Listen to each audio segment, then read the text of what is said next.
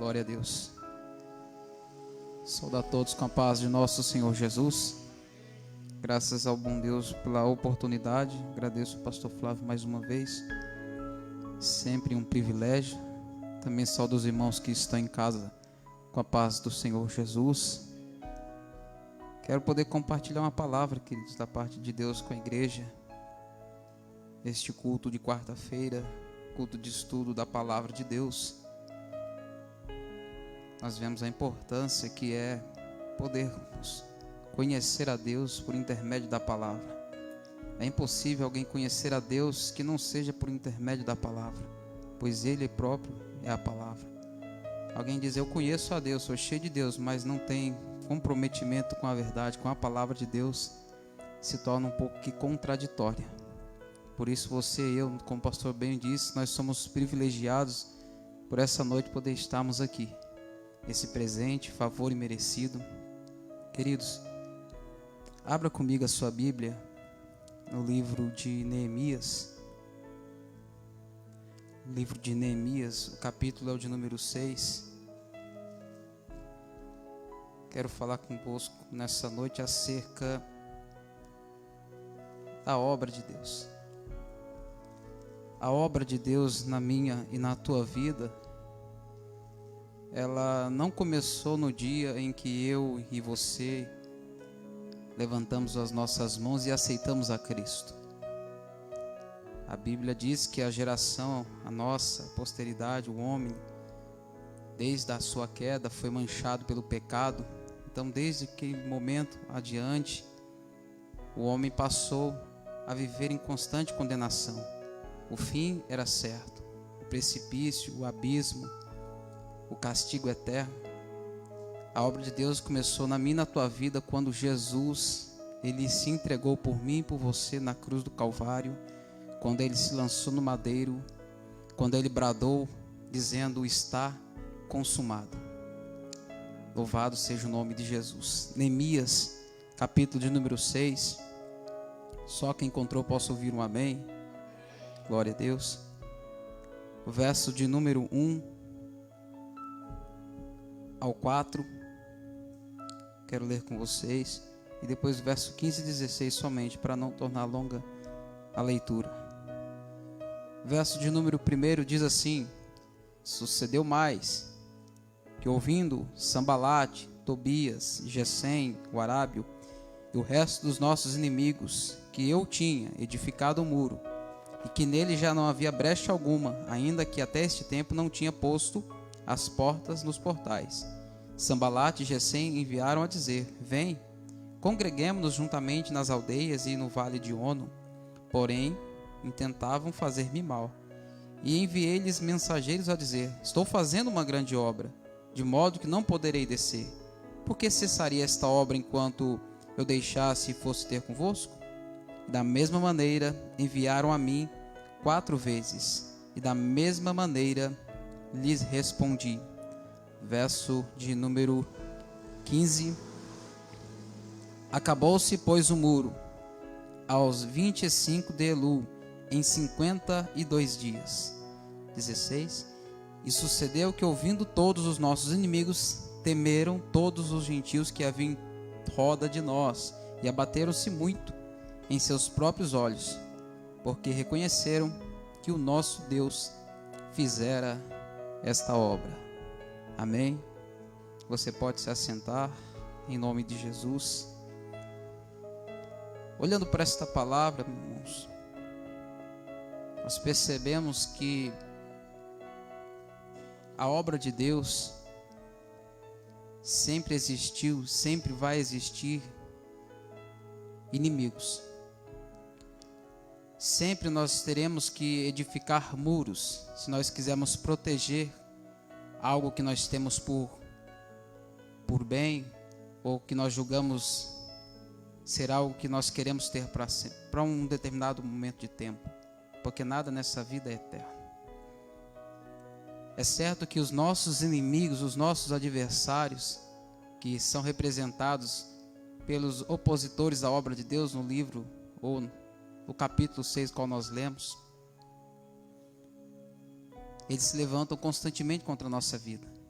Pelo texto entendemos que eles não vão desistir de tentar contra as nossas vidas, tentando nos parar, tentando nos fazer desistir, tentando nos fazer voltar, retroceder, abrir mão de tudo isso aqui, de toda a história que você viveu.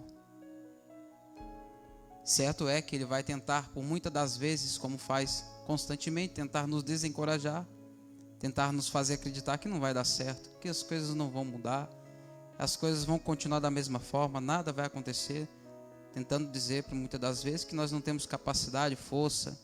De fato, nós não temos, mas nós podemos todas as coisas em Cristo Jesus, que é quem nos fortalece. Mas uma coisa é certa, dentro desse texto, olhando para o que aconteceu na vida de Neemias, nós não podemos desistir. Nós não podemos olhar para as circunstâncias internas, tampouco externas. Nós devemos continuar a caminhada. Capítulo 1 do livro de Neemias, só para os irmãos entender um pouco esse contexto. Do ano 446 aproximadamente, Neemias, filho de Acalias, a Bíblia diz que ele era copeiro de um rei, a saber, rei Artaxerxes. O significado do nome Neemias quer dizer o Senhor consolou. E de fato ele foi um consolo para a nação de Israel no seu tempo. E esse Neemias fazia parte daquela geração de descendentes que foram levados cativos para a Babilônia. Passado o período do cativeiro babilônico, eles retornam para as suas cidades ou para a sua pátria. E agora quem passa a reinar é o Império Medo-Persa, através do rei Artaxerxes. E é onde a Bíblia vem citar o nome de Neemias com bastante notoriedade. Nós vemos a grande importância. Tal fato é que o nome de Neemias, o livro de Neemias vem trazendo o seu nome como capa.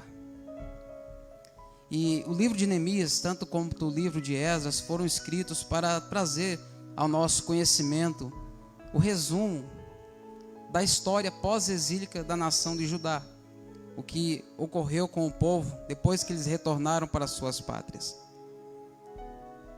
E durante esta jornada, neste interim, Neemias está tranquilo na fortaleza de Suzã, servindo o rei Artaxerxes, no ofício de copeiro. Os irmãos sabem melhor do que eu que copeiro era aquele que estava encarregado de servir ao rei, não somente servir a sua bebida ou o seu vinho, mas também experimentar tanto o vinho quanto as refeições, quanto algo que pudesse ser uma estratégia para envenenamento do rei. Então ele era colocado como podemos dizer, se o rei tivesse que ser envenenado por alguém, o primeiro que caía seria o Neemias. Então ele era, certamente, ele não tinha muito, podemos dizer assim, poder dentro do seu posto, mas ele tinha sim uma grande responsabilidade, e percebo que ele tinha um poder de influência muito grande, porque ele tinha muita proximidade com o rei. E a Bíblia vai dizer que em um determinado dia, alguns dos seus irmãos, dos que haviam restado de Judá, eles vão até Neemias, e eles levam algumas notícias, porém essas notícias não foram tão boas. E quando fala-se acerca de notícia, ninguém gosta de receber notícias ruins.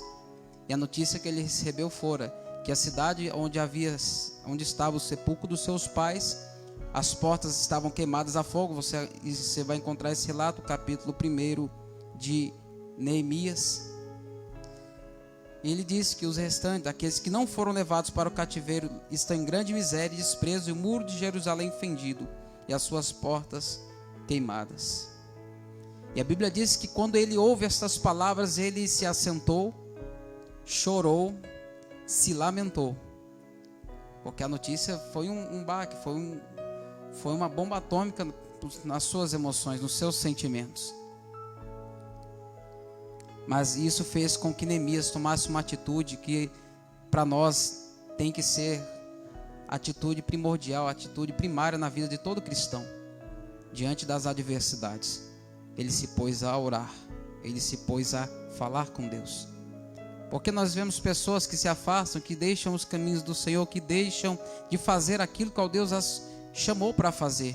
Entenda uma coisa, Neemias, ele não estava fazendo uma obra para ele, para si próprio, ou uma obra para nação de Judá.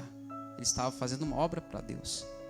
Quando alguém falou um dia, certa feita, não sei com você, mas comigo ocorreu esse fato. Alguém disse: olha, Deus tem uma obra na sua vida. Eu não entendia de fato como seria isso, mas hoje, olhando para a Bíblia e para todos os acontecimentos que ocorreram na minha vida e na minha história, e olhando para a vida de Neemias e para esse texto, a obra que Deus tem na minha e na tua vida é assim como Ele é. Deus é grande, sim ou não? Deus é supremo, sim ou não? Então a obra que Ele tem na minha e na tua vida, ela é grande, ela é suprema, ela é maior do que os nossos projetos, ela é maior do que os nossos sonhos. Por isso, quando Deus colocar um sonho no teu coração, um desejo de alcançar algo que seja para glorificar o nome dEle, tenha por convicção algo: Deus é poderoso para fazer muito mais além daquilo que você tem pedido ou pensado. Porque Deus colocou no coração de Neemias o desejo. Neemias estava tranquilo, irmãos, pensa comigo, reflita. Estava tranquilo no palácio, a sua vida estava correndo certinho, da maneira qual ele queria, estava tudo bem com ele. Mas a notícia de que os seus patrícios, os seus compatriotas, os seus irmãos não estavam bem, o incomodou. E a pergunta que eu fiz a mim: será que a vida dos meus irmãos, quando está em dificuldade, será que eu tenho me incomodado também? Será que eu fico contristado? Será que o meu coração geme? Será que a minha alma sofre junto quando alguns dos meus irmãos estão passando em adversidade? Ou será que eu faço como a parábola que o pastor contou ontem acerca do samaritano, como levita e como sacerdote? Por causa da cerimonialidade, da religião, eles passam de largo e fazem pouco caso daquele que estava já meio morto no caminho. Isso é que nós temos que nos perguntar também. Neemias, ele se condoeu, ele se contristou. E a Bíblia diz que ele se pôs a orar, falar com Deus. E no capítulo 2 nós vemos que o rei Artaxerxes olhou para ele num determinado dia e viu que ele estava entristecido. E logo aquilo chamou a atenção do rei. O rei lhe questiona, pergunta: por que você está entristecido? E ele lhe declara tudo o que estava acontecendo, o motivo da sua tristeza, a razão, a causa, a circunstância pelo qual ele estava vivendo aquela tristeza. Ele orou. Pela Bíblia, pelo texto, entendemos que ele orou orou e jejuou pelo menos 4 meses, antes de tomar a iniciativa de pedir ao rei, de fazer esse pedido ao rei. E eu aprendo algo aqui também, que, como o diácono Valtelan citou nessa noite, nós somos a geração dos imediatistas. Nós queremos as coisas de forma igual nem cima hoje, instantâneo. 3 minutos, está pronto e o milagre já estou levando embora. E não é assim com Deus. Tem coisas que Deus faz na minha e na tua vida, realmente, é surpreendente, algo instantâneo, algo que você ficou, eu fiquei, nós ficamos surpresos, surpreendidos. Quem aqui que nunca passou talvez por algum momento, pastor, que estava vivendo uma grande calamidade, uma situação terrível, e quando menos esperou a situação mudou, a brisa suave começou a bater, você olha assim, você não sabe nem como aconteceu, mas que aconteceu, o nome do Senhor foi glorificado. Mas também tem circunstâncias na nossa vida que nós passamos por dias, meses, às vezes anos, enfrentando lutas, oramos, buscamos, consagramos a nossa vida e parece que as coisas não mudam. O que seria isso? São momentos que Deus permite passarmos para provar a nossa fé, para ver onde realmente está o nosso coração, se está no Deus que criou todas as coisas ou se estão nas coisas que foram criadas pelo Deus Criador. Neemias, a Bíblia diz que ele conversou com o rei achou graça em Neemias, falou não, e concedeu a Neemias a oportunidade dele ir até Jerusalém para edificar a cidade, os muros que estavam fendidos. Lhe concedeu tudo que era necessário, lhe enviou cartas, lhe deu legalidade através de ofícios que lhe davam autonomia para entrar dentro da cidade de forma legal, sem ser barrado. E quando Neemias chega, sabe o que ele faz? A primeira atitude dele, ele ouviu falar, alguém falou para ele onde estava a cidade. Ele não foi logo apavorado, como muitas das vezes nós fazemos. Nós ouvimos que alguma coisa está dando ruim, nós já saímos desesperados, tentando resolver a situação, a gente nem sabe realmente o que está acontecendo. Neemias, ele foi ágil, ele foi inteligente. Isso denota as características de um líder sapiente, um líder que tinha sabedoria. Ele chegou e deu uma volta pela cidade, 3 dias. Percorreu a cidade, viu como é que estava e foi conferir se realmente era daquela forma mesmo a qual tinha chegado a notícia. Irmão, tenha calma. Quando chegar uma notícia diante de você, seja ela boa, seja ela ruim, não vai se apavorando não, tenha calma. reflita, ora a Deus, descansa o teu coração. Porque às vezes nós recebemos notícia e logo o coração já fica apertado, logo nós já não conseguimos tomar atitudes sábias diante de algumas situações. Por quê? Porque a notícia veio e já se desespera. É como alguém um dia chegou no gabinete de um pastor e disse a ele: pastor, eu chorando em lágrimas, eu estou com câncer e eu vou morrer. E desabou em lágrimas. O pastor olhou para ela e falou: mano, fique em paz, eu não estou com câncer e também vou morrer. O que entendemos? Que de qualquer forma, irmãos, nós temos que entender uma coisa: Deus é poderoso para trazer na nossa vida saúde. Deus, Ele pode mudar o quadro, mudar a situação, mas o nosso desespero faz com que a nossa fé ela recline-se, ela seja colocada abaixo das expectativas que Deus tem sobre a nossa vida. Deus permite situações porque Ele sabe da capacidade que tem dentro de mim e de você para alcançar aquilo que Ele tem, como foi dito nessa noite, a obra que Ele tem na minha e na tua vida. Ele está nos preparando. E Neemias vai até a cidade. Chegando lá, eles começam a edificar, começam a fazer a obra a qual Deus o havia capacitado para aquele momento. Só que eu aprendo olhando para esse texto, ele enfrentou muitas situações que certamente não seriam todos que suportariam. O que ele suportou foi porque ele tinha vida com Deus, ele tinha intimidade com Deus. Por pelo menos 11 vezes, nós olhamos no texto, no livro de Neemias, por pelo menos 11 vezes, ele se colocando diante de Deus, orando, buscando, intercedendo, falando com Deus. Isso dentro dos textos. E no capítulo 6, quando a obra já estava quase concluída, quando os muros já estavam levantados, quando a obra estava já chegando pelo menos aos seus 90%, só estava esperando receber o habite e o alvará da prefeitura e o prefeito para ir lá inaugurar, ou o rei Artaxerxes. Capítulo 6, onde nós queremos falar e lemos nessa noite o texto, vai dizer que sucedeu mais que ouvindo Sambalate, Tobias, Gesem, o Arábio, o resto dos nossos inimigos, que eu tinha edificado o muro, e que nele já não havia brecha alguma, ainda que até neste tempo não tinha posto as portas dos portais. Pois bem, ele não tinha ainda colocado as portas. E dentro desse texto que eu quero falar nesta noite acerca do êxito que Neemias teve, porque a Bíblia diz que em 52 dias, porque o rei deu liberalidade para ele ir, deu cartas, mas o rei gostava tanto de Neemias. Neemias era um rapaz tão especial, tão diferenciado, que o rei Artaxerxes I, ele falou: olha, você vai, mas ele já deu uma ordem para ele, que ele já tinha um tempo determinado para retornar. O rei não queria ficar muito tempo sem Neemias em sua presença. Assim, coisa boa, queridos, eu comecei a pensar nisso, foi coisa boa, é quando a nossa presença também ela é requerida. Quando nós estamos em algum ambiente, quando nós saímos, alguém sente falta de nós. Eu sei que é fato, ninguém pode e ninguém vai conseguir agradar a todo mundo. Isso é notório, irmãos, todos nós somos diferentes.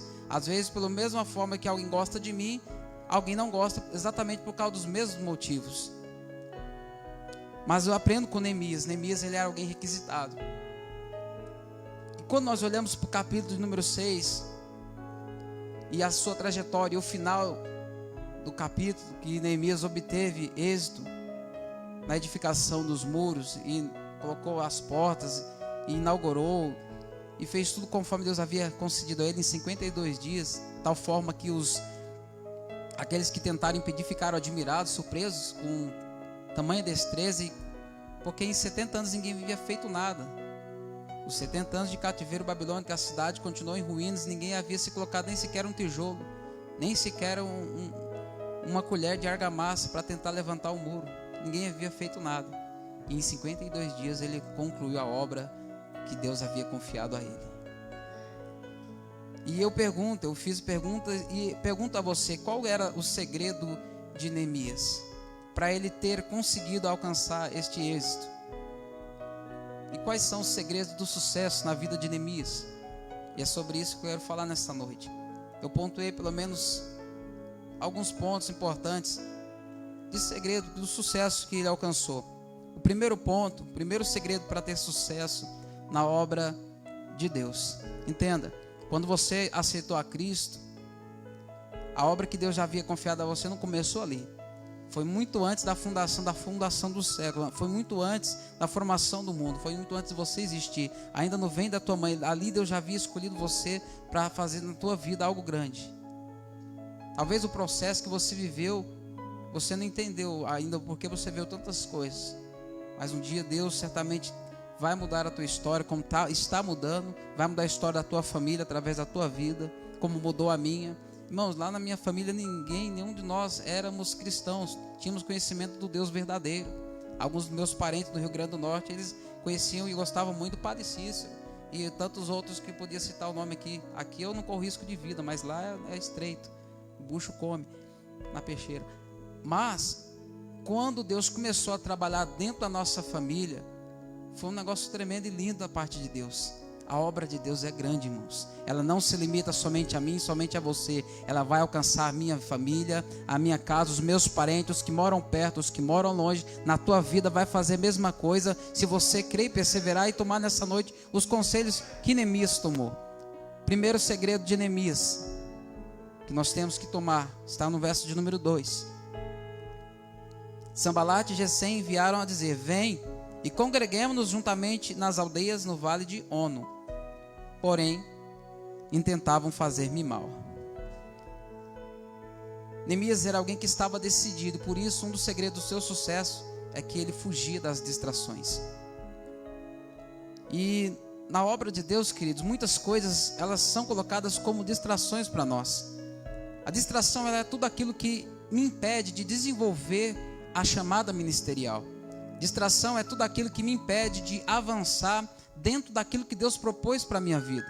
Distração, ela remete a tudo aquilo que me afasta dos propósitos originais de Deus sobre a minha vida. Porque muitos são as investidas, muitos são certamente as propostas que nós, como servos de Deus, recebemos. Mas quem vive de proposta não vive o propósito de Deus. Quem se embaraça nos propostas desse mundo não consegue alcançar êxito nos projetos e nos propósitos de Deus, que são muito maiores do que os nossos. Alguns textos nós poderíamos citar, algo que é distração, só que por muitas das vezes nós não levamos muito em consideração. Alguém, por gentileza, o pastor Flávio, abra para mim, por favor, Mateus capítulo 6, do verso 19 ao 21. Mateus 6, 19 ao 21. E alguém pode também abrir em 1 Timóteo, Diácono Walterlan, por gentileza. 1 Timóteo capítulo 6. 1 Timóteo capítulo 6, versos 6 ao 10. Logo após a leitura que o pastor vai fazer. 6, 19 ao 21.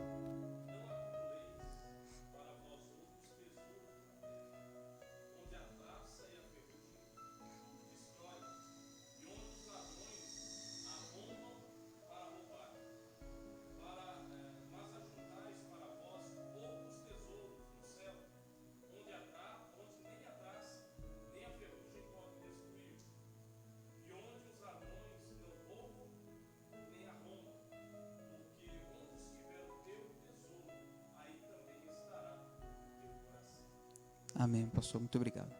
São distrações que nos afastam dos propósitos de Deus. Não é pecado nenhum você ser próspero, ter propriedades, adquirir recursos financeiros e possuir bens materiais, mas quando estes se tornam prioridade, Deus se torna segundo plano, você está vivendo propostas, não propósitos. 1 Timóteo 6, do verso 6 ao 10, pode ler, diácono. Isso. Do capítulo 6, do verso 6 ao 10. Não, do 6. 1 Timóteo 6, do verso 6 ao 10, perdão. Isso.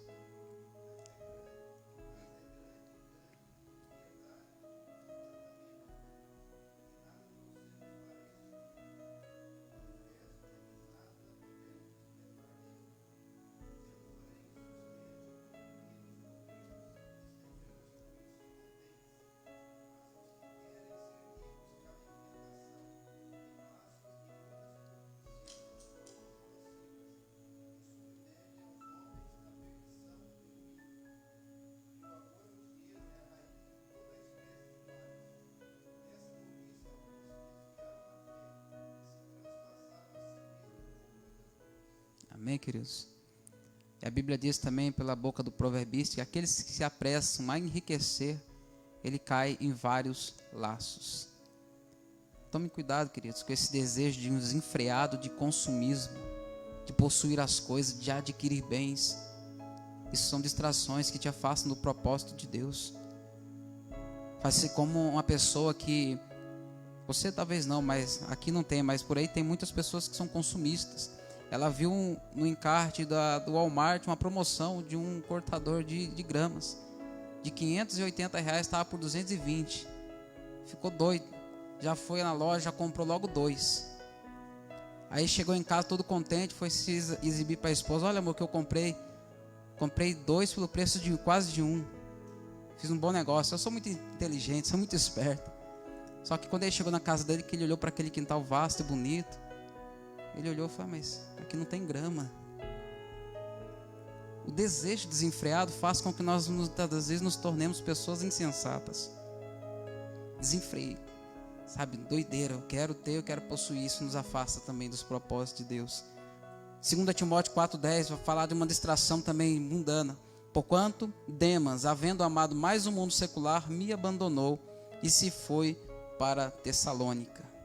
O apóstolo Paulo escreveu ao Timóteo falando acerca de um dos seus, certamente discípulos, companheiros na obra, que amou mais as coisas seculares e deixou, ou abandonou, abriu mão do chamado, abriu mão do propósito. Poderíamos falar também do exemplo de Marta e Maria, que até uma distração inocente, às vezes até uma coisa boa. Marta, ela não estava fazendo nada de mal.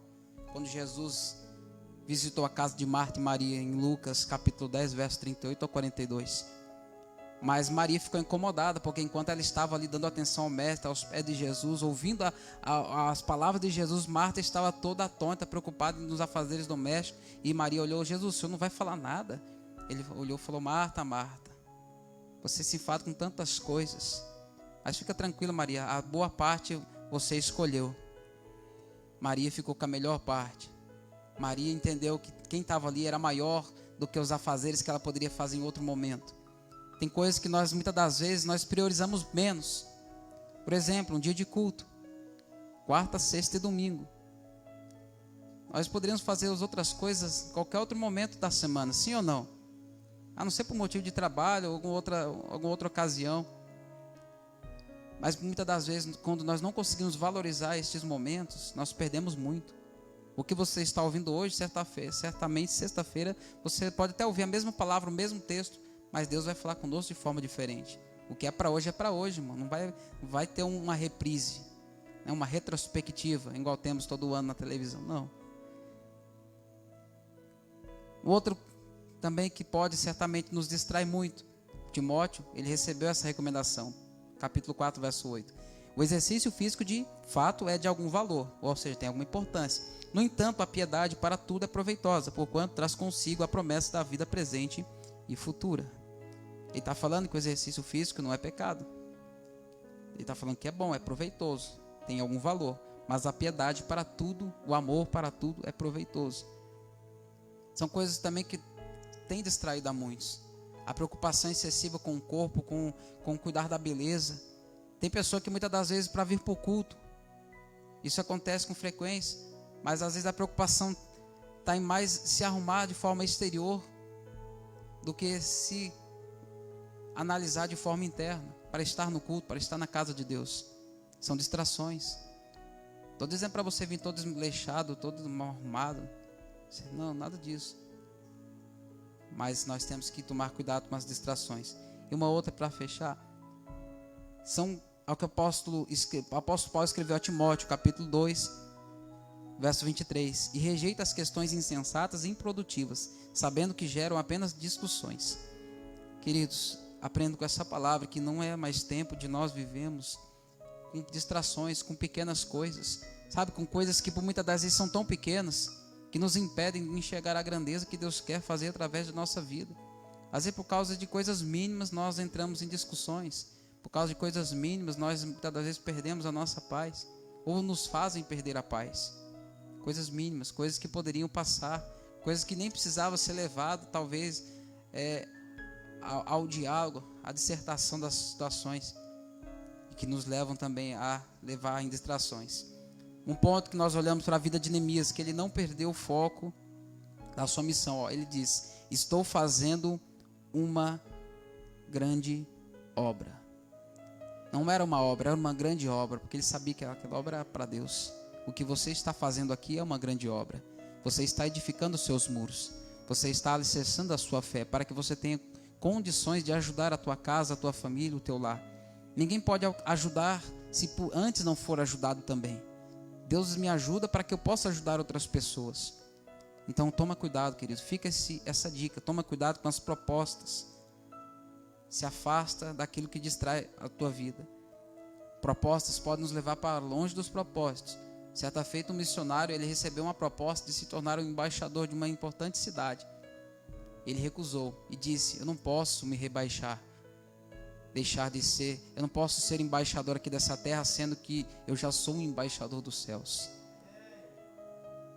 E quem que recusa um cargo de embaixador, irmãos? É como alguém chegar e querer colocar você do lado do presidente. Bolsonaro não, que ele está com a média baixa, mas algum outro presidente aí. Está gravando, né? Já foi. E percebemos, irmãos, que ele não desceu ao nível dos seus adversários. Ele diz: de modo que não poderia descer. Jerusalém, entenda, estava situado num local, num monte, lugar elevado, tanto geograficamente quanto espiritualmente. Quando seus inimigos chegaram a dizer a ele: olha, desce conosco, congreguemos-nos no Vale de Ono, ele estava dizendo: vem até nós. O Vale de Ono, ele saía da cidade de Jerusalém até a chegada do Vale de Ono, era 32 quilômetros. Eles intentavam fazer mal. O próprio Neemias reconheceu e entendeu por discernimento de espírito que eles intentavam fazer mal contra ele. Ele sabia que se ele fosse, se ele descesse, parasse a obra, era uma distração, ele pararia a obra não ia conseguir concluir no seu tempo, e se ele fosse até o Vale de Ono, ele iria entrar em uma emboscada que certamente a sua vida seria ceifada. Era esse o propósito do convite, dessa falácia, desse convite: vamos congregar, somos irmãos. Aconteceu também no livro de Esdras. Você que tem vindo acompanhar da escola bíblica, você sabe disso. Estudamos no trimestre passado. E eu acho isso interessante. Por quê? Porque nos nossos dias, descer ao Vale de Ono ir ao Vale de Ono significa descer, significa deixar as coisas de Deus para fazer as coisas que são concernentes ao mundo. Tiago, no capítulo 4, no verso 4, ele diz: adúlteros, ou não estáis cientes de que a amizade com o mundo é inimizade contra Deus? Ora, quem quer ser amigo do mundo torna-se inimigo de Deus. E quantos nesse embate não têm se perdido? Quantos nesta circunstância desceram ao nível dos seus adversários? Aqui não, graças a Deus por isso, mas muitos têm aberto as portas das igrejas para se tornarem palanques para comícios políticos, para fazer outras coisas que não tem nada a ver com a pregação e a exposição da palavra de Deus. Estão descendo ao Vale de Ono, estão descendo ao nível das coisas que até um outro tempo era pregado contra, e hoje já estão aceitando. Alguns lugares por aí já é aceito muitas coisas que antigamente já não se aceitava. O que é isso? Estão descendo ao Vale de Ono. Mas eu faço um convite a você nessa noite, igreja: não desça ao Vale de Ono, permaneça em Jerusalém, permaneça fazendo a obra que Deus confiou à tua vida, permaneça orando pela tua casa, permaneça colocando tijolo por tijolo, para que quando esta obra estiver concluída, você venha olhar para o céu e dizer: Senhor, valeu a pena. Foi luta, foi choro, foi oposição, foi levante, teve luta interna, teve luta externa, mas eu venci, e o nome do Senhor vai ser glorificado na tua vida, e a tua família vai viver os propósitos de Deus, não os projetos, não as propostas que o mundo tem colocado diante de nós. O outro ponto é que ele não quis perder tempo. Ele disse: por que cessaria esta obra enquanto eu a deixasse e fosse ter convosco? Só que os inimigos são insistentes, os nossos adversários, eles não param, eles não desistem. Foi uma vez contra Neemias, as 4 vezes, a Bíblia diz que por 4 vezes tentaram contra ele, ele disse que as 4 vezes a resposta foi a mesma. Tentaram vencê-lo pela exaustão, pelo cansaço. Eu percebo que os nossos adversários, por muitas das vezes, eles têm mais disposição para lutar contra a nossa vida do que nós temos para lutar contra ele. Isso é um paradoxo que precisa ser aniquilado do nosso meio. Isso não pode ser assim. Por quê? Porque nós somos o povo adquirido, a nação eleita. O Senhor nos chamou para que nós fôssemos um povo zeloso e de boas obras. E quando eu olho para isso, eu percebo que nós precisamos conhecer realmente, como o pastor falou nessa noite, pessoas que já não confiam mais em Deus como confiavam antes. Já não crê que Deus pode fazer as coisas que fazia antes. E Deus é poderoso. A Bíblia diz, irmãos, que Ele, já falei isso nessa noite, Ele pode fazer muito mais, além daquilo que nós pedimos ou pensamos. Se a tua casa precisa de restauração, Deus restaura. Se o teu marido precisa ser alcançado com libertação, Deus liberta. Se a tua filha precisa ser tocada por uma cura, Deus cura. Deus muda a história na vida do ser humano. E Ele não quis perder tempo. A resposta que Ele teve foi a mesma. O pastor até falou acerca desse rei Ezequias. Isaías capítulo 39, do verso 1 ao verso de número 8. Eu vou ler aqui só para refrescar a memória. A minha, que a dos irmãos está fresquinha. Certeza. Isaías 39. Os irmãos vão se lembrar dessa história do rei Ezequias, que depois de ser milagrosamente alcançado por Deus através de uma cura maravilhosa, como diz a Bíblia, diz assim: naquele tempo me enviou Merodach-Baladã, filho de Baladã, rei da Babilônia, cartas e um presente a Ezequias, porque tinha ouvido dizer que havia estado doente e que já tinha convalescido. E Ezequias se alegrou com eles e lhes mostrou a casa do seu tesouro, e a prata, e o ouro, e as especiarias, e os melhores ungüentos, e toda a sua casa de armas, e tudo quanto se achava nos seus tesouros. Coisa nenhuma houve, nem em sua casa, nem em todo o seu domínio, que Ezequias lhes não mostrasse. Então o profeta Isaías veio ao rei Ezequias e disse: que foi que aqueles homens disseram e de onde vieram a ti? E disse Ezequias: de uma terra remota vieram a mim, da Babilônia. E disse ele: que foi que viram em tua casa? E disse Ezequias: viram tudo quanto há em minha casa. Coisa nenhuma há nos meus tesouros que eu não deixasse de lhes mostrar. A alegria, talvez o êxtase de ter recebido algo tão grande da parte de Deus, o fez com que ele se distraísse. O inimigo entrou dentro da sua casa, foi enviado de Babilônia para espiar, para sondar o palácio real. Posteriormente, esse fato, até o pastor pregou acerca disso no domingo, foi um dos pontos culminantes para que o cativeiro babilônico alcançasse a sua casa, a sua posteridade, por causa da distração. A distração, ela gera consequências. Não se distraia no percurso, permaneça firme. A estrada, o caminho é apertado, mas ele conduz à vida eterna, porque larga é a porta e espaçoso é o caminho que conduz à perdição, diz a Bíblia.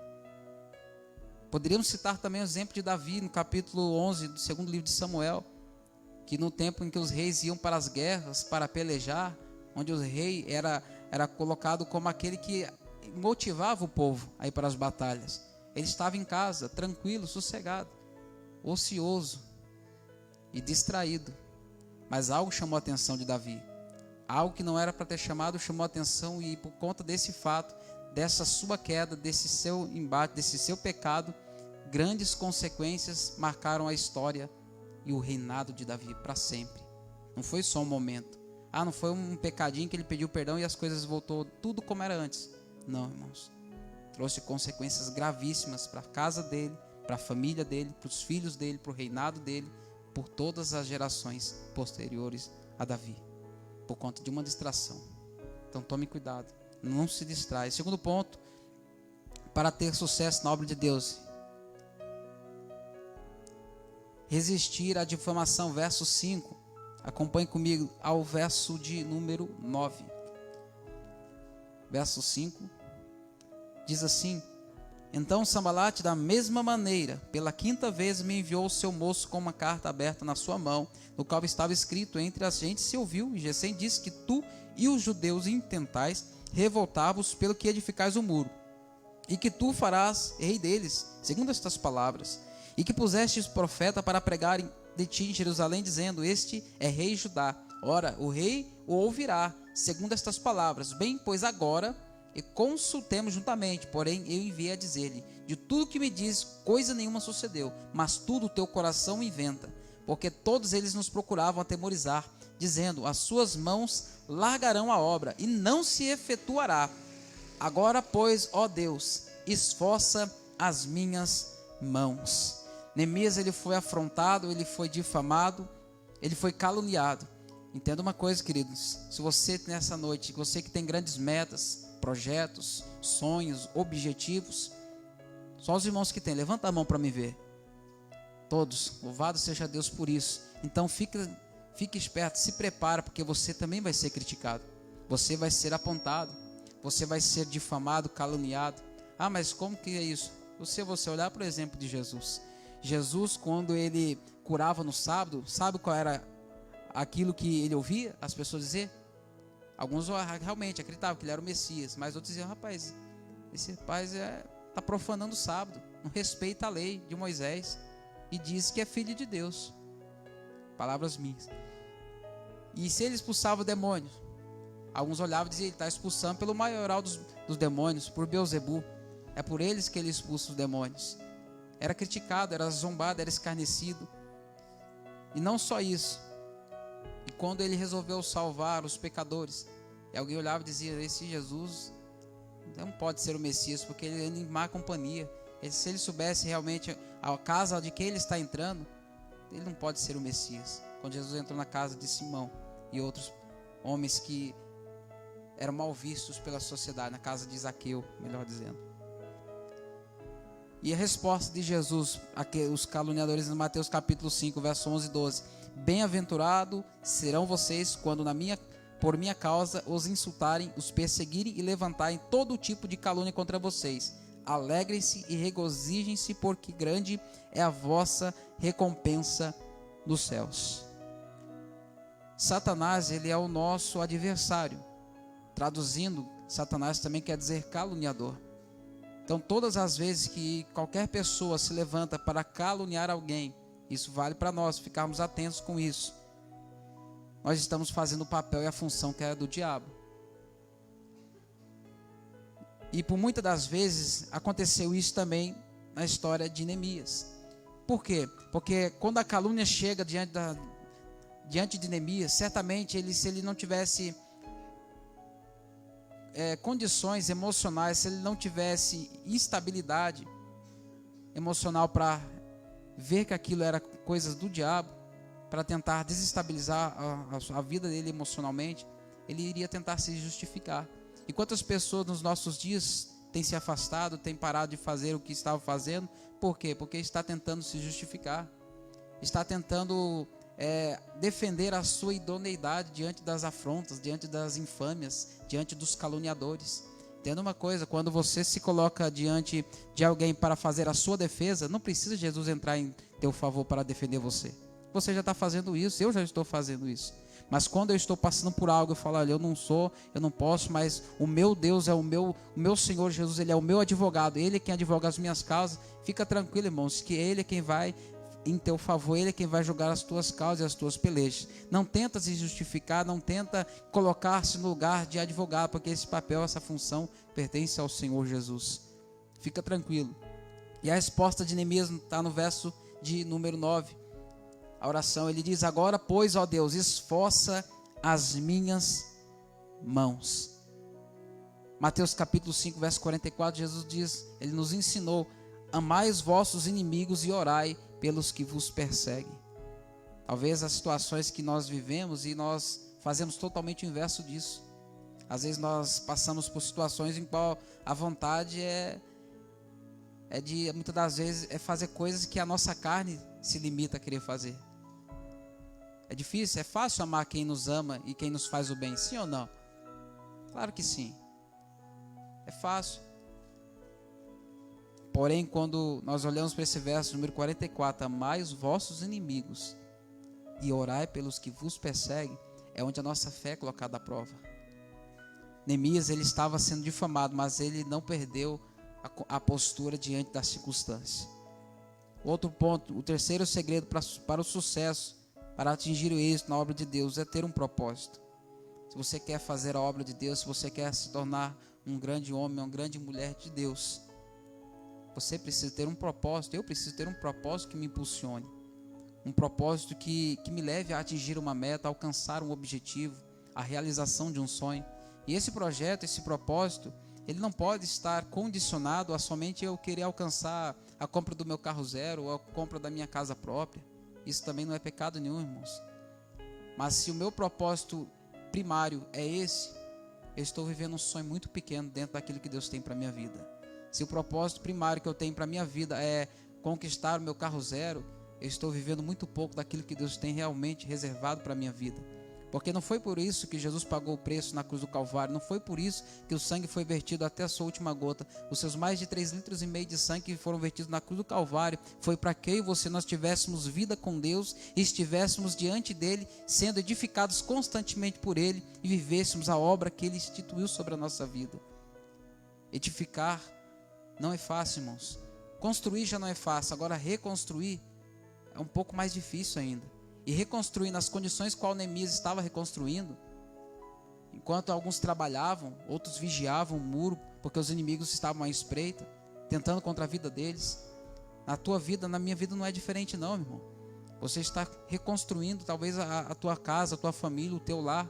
Então tem situações que é assim também, você está orando, está buscando, você tem que estar perseverante. Por quê? Porque de um lado tem certamente pessoas que vão te apoiar, vão te ajudar, vão te auxiliar, vão estender a mão para você e vão te dizer: vamos, estou junto com você. E é junto mesmo. Só que de um contrapartida vão ter aquelas pessoas que não acreditam na tua vida, não acreditam na tua melhora, não acreditam que você realmente agora serve a Deus. São os opositores, que também podem ser alcançados por Deus por meio de oração. E ponto importante, Mateus 24:35 diz: passará o céu e a terra, mas as minhas palavras jamais passarão. Hoje se vive de uma forma muito superficial, se vive de uma forma muito rasa, muito limitada diante de um Deus que é ilimitado, que tem todo o poder para fazer na nossa vida aquilo que nós não conseguimos entender, nós não conseguimos realmente examinar de uma forma clara, simples e objetiva. Por quê? Porque é impossível, irmãos, entender os milagres que ele faz, porque é obra exclusiva das mãos dele.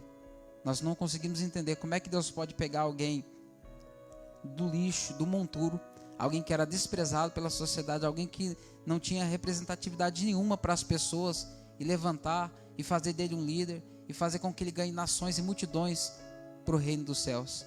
Só Deus que faz esse negócio. Só Deus que pega o mendigo e faz assentar entre os príncipes dessa terra. É só Deus que pega uma prostituta e a levanta como uma pregadora do evangelho, como alguém que ganha multidões para o reino dos céus. É só Deus. E assim Deus usou a vida de Neemias. Por quê? Porque ele tinha um objetivo, ele tinha uma meta, ele tinha um plano traçado para a vida dele. E assim também nós. É um dos segredos que nós temos que almejar e buscar para alcançarmos também sucesso na obra de Deus. E o quarto ponto determinante, que ele, para obter êxito na sua vida, ele tinha e precisamos ter constantemente. É algo que é muito falado, divulgado, é feito convite, é exposto constantemente nos cultos, após os cultos, durante os cultos, domingo pela manhã, é o convite para a oração. E quando se é feito o convite para a oração, não é simplesmente para nós estarmos aqui fazendo média, nada disso, irmãos. Porque a oração, eu vindo ou não vindo, a minha vida é que ela vai permanecer na mesma. A minha vida é que vai permanecer da mesma forma. Eu não estou falando que você não deve orar em casa, orar só na igreja, não. Mas existem momentos que nós precisamos estar nos reunindo para esse momento de oração. Porque por muitas das vezes, quando nós passamos adversidades, eu falo por mim mesmo. Quantas das vezes passei por necessidades, por circunstâncias, as quais eu fui buscar na igreja, um amigo, um pastor, alguém para me auxiliar, alguém para me ajudar a entender alguns momentos da minha vida e orar junto comigo. Isso trouxe mudança para a minha vida, isso me trouxe estrutura para entender alguns propósitos que Deus estava querendo comigo. Precisamos desse momento. Não só quando as coisas estão apertadas, estão no estreito. Não, quando estiver tudo bem, venha. Nem que seja para você ficar meia hora aqui só agradecendo a Deus. Mas esteja sempre que puder. E aquele dia que você hoje não pode, se esforça para que possa.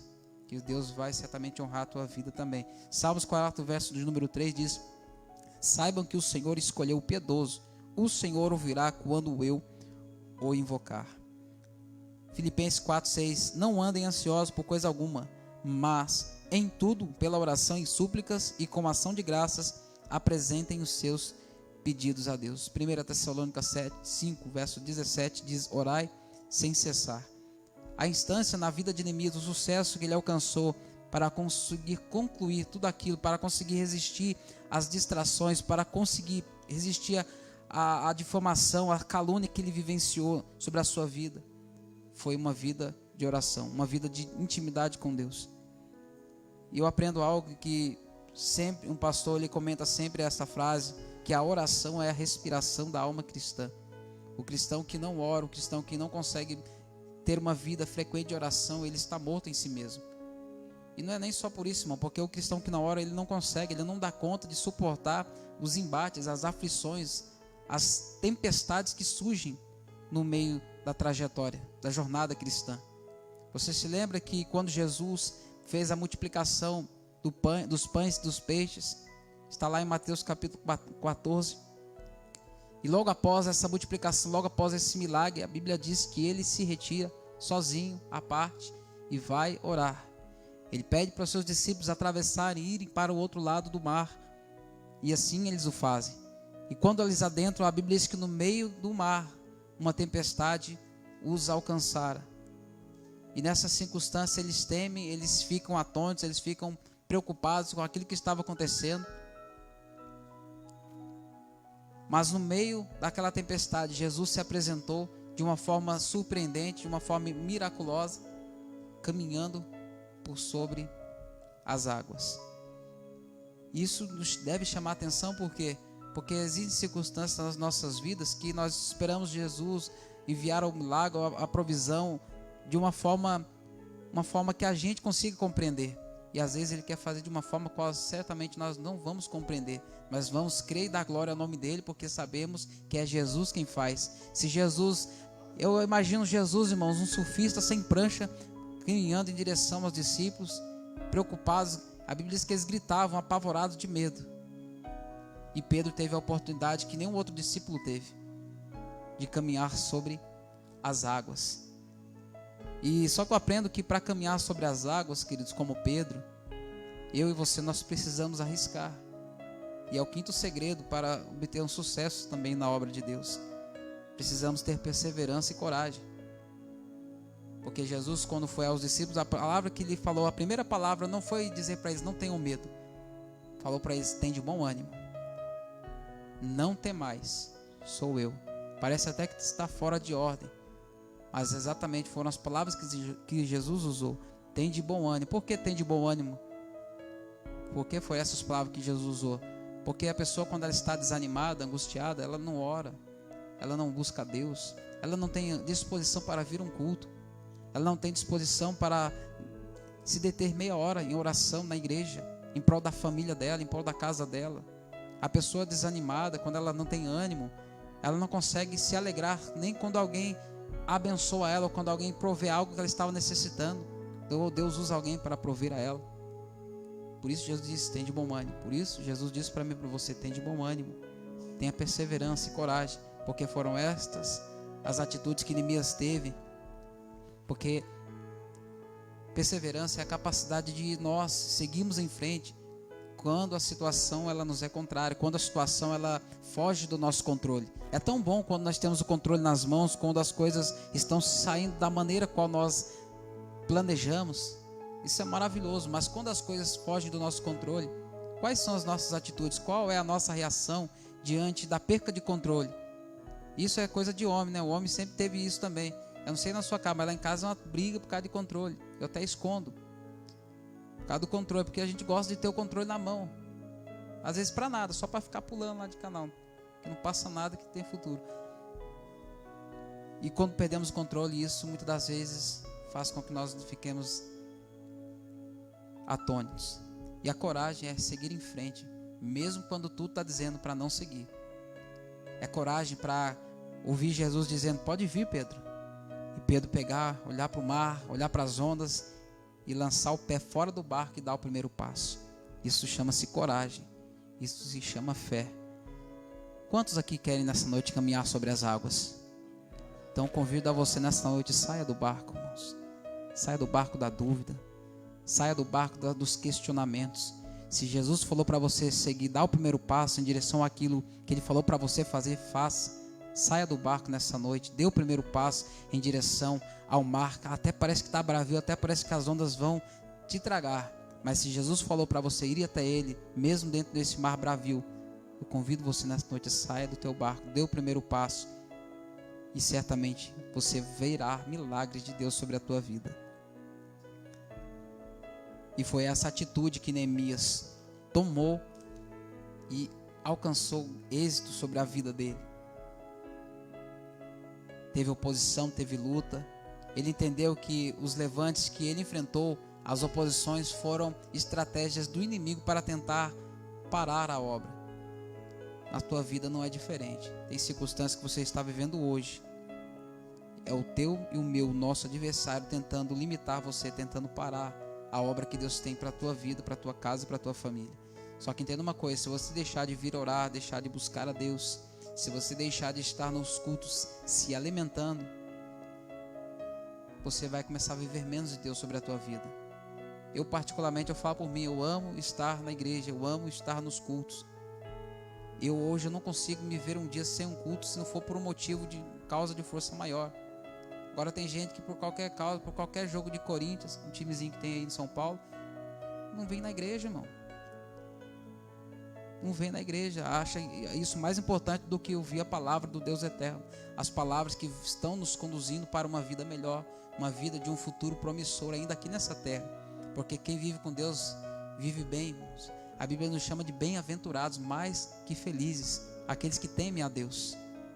Então nessa noite, eu pergunto a cada um dos irmãos, você quer nessa noite ser bem-sucedido na obra de Deus? Então fuja das distrações. Resista às calúnias, às difamações. Você disse assim, olha, eu vou fazer tal obra, tal projeto, e alguém zombou de você, alguém riu. Alguém falou, não precisa disso não, rapaz. Tá bom do jeito que tá. Desse jeito tá maravilha, tá ótimo. Seja um Neemias, fala, não tá bom nada. Eu não concluí a obra ainda. Ainda estou numa grande obra, eu não posso parar, não posso descer. Tenha um propósito que impulsione a sua vida. Que não seja só ganhar dinheiro, só pagar boleto e fatura de cartão de crédito ou prova. Mas viva em constante oração. E por último, persevere. Tenha fé e tenha coragem que Deus é poderoso para nos dar a vitória em Cristo Jesus. Amém, amados? Quero agradecer a Deus por essa oportunidade e deixo essa palavra ao coração da igreja.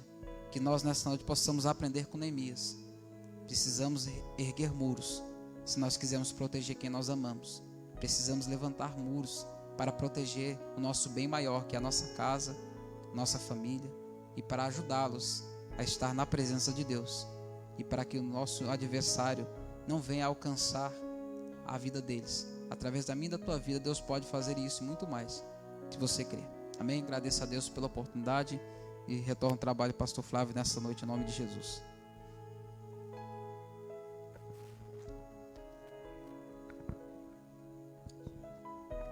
Glória a Deus, boa palavra, né, irmãos? Vamos colocar em pé, em nome de Jesus. Nós vamos orar e finalizar, tá bom? Depois da oração, a bênção apostólica, né? Aí a gente finaliza. Queridos, acredito que todos conseguiram entender a palavra, bem objetiva, bem detalhada, né? E acredito que todos nós, irmão, nós precisamos dar ouvidos à voz de Deus. Ouvidos à voz de Deus. E obedecer. De nada adianta nós ouvirmos e não mudarmos a nossa atitude. As coisas só mudam quando nós mudamos. Se nós não mudarmos, as coisas vão continuar do mesmo jeito. Em nome de Jesus, irmão. Nós precisamos entender quem nós somos no reino e quem é o Deus que nós estamos servindo. Se não tomarmos cuidado, nós acostumamos com o ambiente, acostumamos até com a palavra. Passa a ser uma palestra, parece. Acostumamos. Se não vigiarmos, nós não criamos expectativa em cima daquilo que nós estamos ouvindo. Discordamos. Assim eu não gosto, assim eu não quero. Como se a palavra ela nos desse essa opção. A palavra é de Deus, irmão. O que nós temos falado e ouvido aqui é a Bíblia. Não são ideias, eu penso que assim seja. Não, é o que a Bíblia diz. Então nós precisamos seguir o que a Bíblia diz. Certamente, num futuro próximo, nós teremos os resultados dessas atitudes acontecendo em nossas vidas e através das nossas vidas. E alguém vai dizer: o que você está fazendo? Que as coisas melhorou tanto. Eu entendi que eu não preciso fazer, que eu tenho que deixar Ele fazer. Enquanto eu fazia, dava tudo errado. Toma cuidado, meu irmão. As distrações. O que eu mais atendo é gente dessa igreja, gente de outra igreja. Distração. E daqui a pouco, tô desanimado. Tô assim. Tô assado. Não. Distração, irmão. Priorize o que é prioridade. Se você perseverar, você nunca vai estar, com foco em outro lugar. Há um tempo determinado para todas as coisas, a Bíblia diz. Há tempo para ir no shopping? Claro que há. Há tempo para tirar umas férias, aí passear, ir lá para a praia tomar uma água de coco? Meu irmão. Ou quem não gosta de praia vai para o campo? Só que há tempo para servir a Deus também. Tem gente que está virando dia e noite, semana. Eu preciso ganhar dinheiro. Não ganha. E o que ganha, perde. Isso é fato, irmão. Aqueles que correm desesperadamente atrás do dinheiro nunca se satisfazem dele. É uma realidade. Deixa Deus trabalhar na sua vida. Ele vai sempre prover mais do que você tem pedido. E o que ficar na sua mão, Ele vai ainda prosperar. E você vai dizer: meu Deus, o negócio não era para estar assim. Por que está acontecendo assim? Porque Deus está provendo. Porque Deus está cuidando de você. Tenha tempo para sua família. Eu falo com propriedade, entendeu? Eu cheguei a ouvir do meu primeiro pastor, ele dizendo, numa época de muita correria, que eu ficava das 7h30 da manhã até as 10 da noite na igreja, saía da igreja e ia fazer programa de rádio, de segunda a sexta. Teve uma época que eu fui para São José dos Campos, logo no começo do nosso casamento. E eu dormia lá na igreja em São José dos Campos a semana toda, porque tinha programa de rádio para fazer. E um dia minha esposa disse: eu não casei para viver sozinha aqui, não. Não estava errada, não. E aí, estamos nesse ritmo doido, frenético. E tal, e saía do culto, ia tal, para programa de rádio, chegava 00:30 em casa, e todo dia essa correria, semana toda a igreja bombando, e tal, e gente lá fora. Sabe o que meu pastor me falou? Você precisa parar, irmão. Eu: como assim parar? Está uma bênção, pastor. Ele disse: não está uma bênção, irmão. Foi claro que está, pastor. A igreja lá não está cabendo de gente. Ele falou: você já perguntou para sua esposa se está tudo bem? Não. Você tem que ter tempo para sua família, irmão. Senão seu casamento não vai durar. E eu nunca esperei ouvir aquilo, porque geralmente o pastor quer, vai. Não. Ele falou: puxa o freio de mão, irmão. Você sempre vai ter gente para você cuidar. Só que a sua primeira igreja precisa ser os seus. Os primeiros membros da sua igreja é a sua família. E às vezes se a gente não vigiar, a gente entra nesse ritmo. Principalmente, a gente cuida de todo mundo e não cuida de quem a gente deveria realmente, primeiramente, cuidar. Nós priorizamos o que é importante e deixamos a prioridade para segundo plano. É importante que cuide dos membros? Claro que é. Mas é importante que eu cuide da minha família? Claro que é. É importante que você cuide da sua família? Claro que é.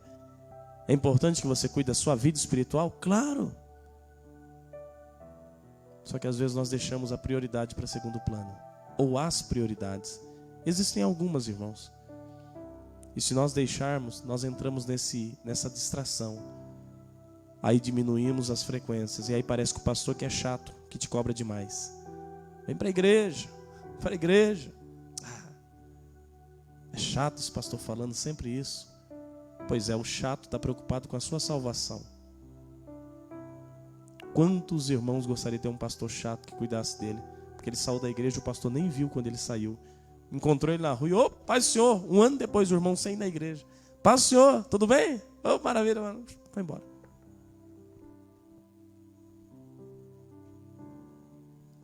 É uma realidade, irmãos. Prioridade. Prioriza o que é prioridade. Entendeu? Prioriza o que é prioridade. Se tem alguém pegando no seu pé, se tem alguém te ligando direto, mandando mensagem, dando uma cutucada, você que está lá pela internet assistindo, né? É porque Deus ainda se preocupa com você. Quando a gente perde isso, aí a gente entra num outro ritmo. Ninguém naquela igreja está nem aí para mim. A gente não quer que pressione, não quer que cobre, mas também não quer que esqueça. Nós somos assim, inconstantes. Em nome de Jesus, irmãos, priorize. Continue construindo o muro. Quarta, sexta, domingo, quarta. Vai construindo o muro. E a melhor coisa, hoje eu conversava com um irmão, aqui um pastor, e ele começou a comentar o começo da conversão dele, e ele disse, poxa pastor, o senhor ficou sabendo do pastor que morreu, assassinado no Rio de Janeiro, há uns anos atrás, etc e tal. E eu disse, eu fiquei sabendo, e quando eu vi a foto, aquilo me emocionou. Se afastou da presença de Deus e morreu dentro de um barraco, amarrado, morto a golpes de facão. E um homem de Deus que se perdeu. É triste, meu irmão. Por quê? Porque hoje você está aqui. E se você não vigiar, se eu não vigiar, ninguém sabe onde estaremos amanhã. Isso é com ele, isso é com qualquer um, irmão, que se afastar de Deus. O diabo só quer uma oportunidade contra a minha vida e contra a sua. Nós temos que vigiar, irmão, e agradecer a Deus por essa porta aberta. Agradecer a Deus porque você tem motivação e tem ânimo para chegar na sua casa, às vezes sem banho, sem nada, corre para a igreja. Às vezes o pastor não vai bater nas suas costas e dizer, ô irmão, você é uma bênção, mas Deus está te vendo. Continue. Certamente naquele grande dia, Deus te recompensará pelo seu trabalho prestado ao reino dele. Vamos orar?